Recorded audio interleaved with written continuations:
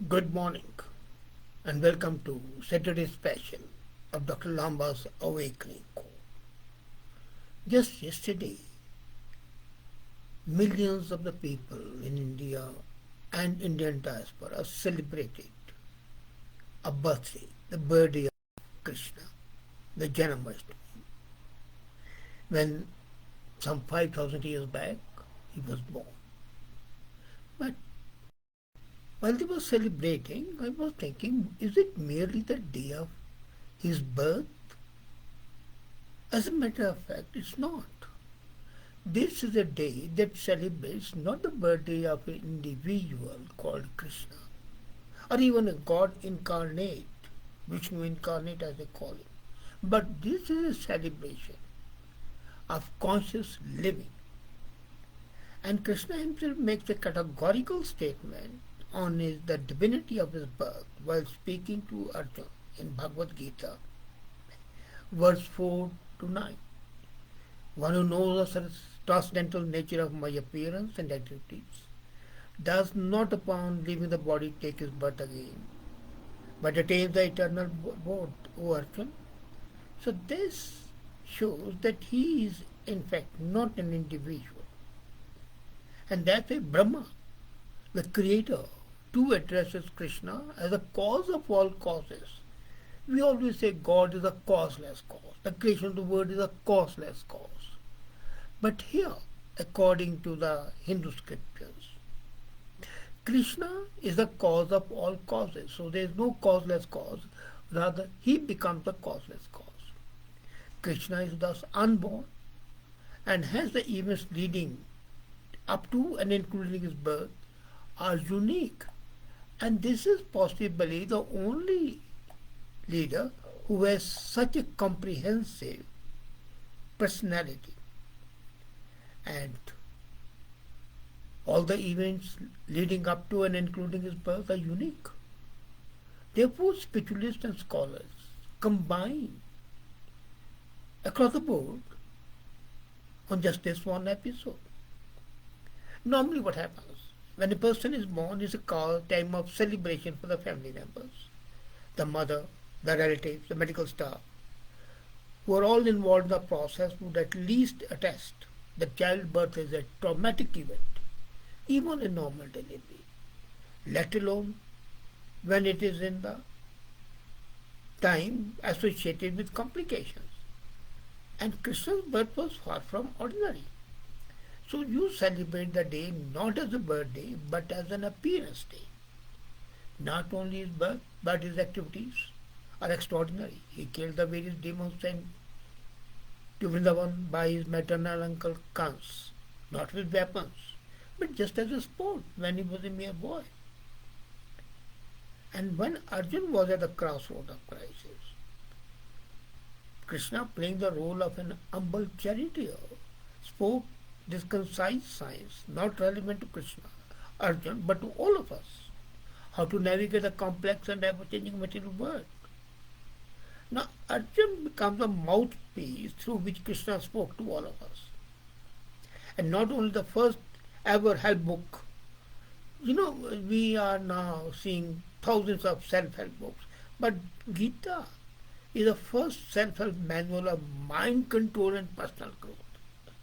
So you are, in fact, celebrating the appearance for the first time of a manual which is regarding mind control, and that is agitating and appealing to the people today even. And it also teaches the universal brotherhood, unconditional love, beyond any consideration of temporaryism, casteism, racism, genderism, and even speciesism.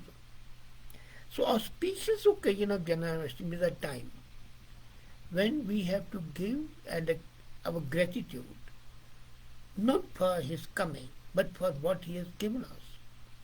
We know our mind, our body and intellect, but we do not know our essential self.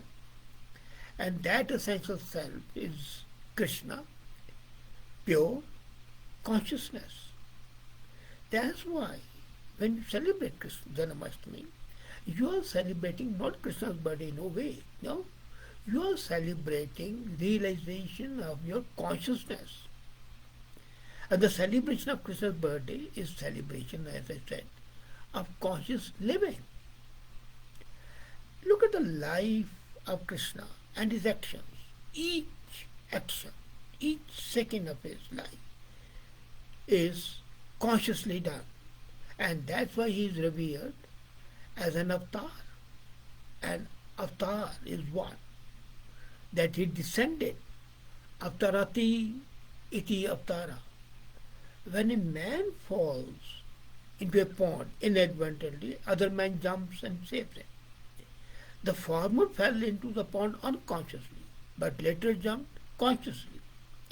So our birth, the normal human being's birth, is an unconscious existence. But Krishna's is that of a conscious existence.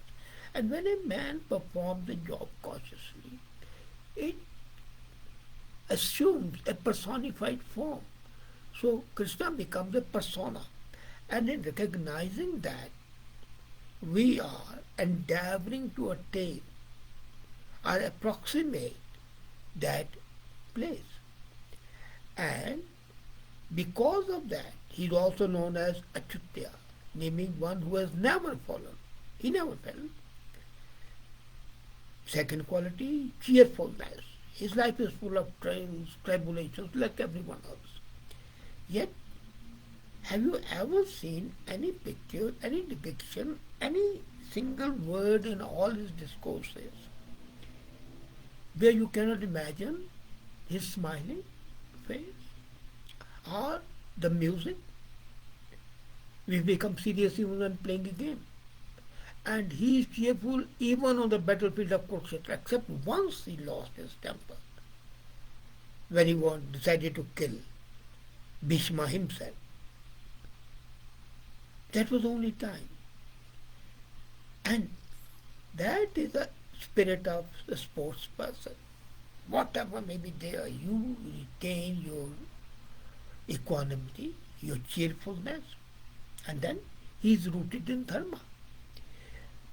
He fought on the side of Pandavas. There was no agreement, there was no contract, there was no expectation in return. Pandavas had an expectation. They wanted to get back the empire they had lost. Kauravas had an expectation. They wanted to retain what they had taken up. But Krishna fought for no expectation. His only expectation was that he is fighting for the right. Consciousness again. So, and then he didn't pick up any weapon to fight. No. And then he is synonymous with the non-attachment. Born in Mathura, raised in Vrindavan, lived later on Dwarka, unattached to the places, totally independent. And that shows the acme of social independence, because life minus attachment is celebration. So when you celebrate Janmashtami, you are in fact celebrating life itself. Life without the strings of attachment. You know, one of the titles of Krishna is Rancho, leave the battlefield, meaning one who runs away from the battlefield. But running away or running after per se is not a problem, provided you do it with awareness, not out of our conditioning. He performs all his actions, as I said, fully aware of what's going to happen. When he left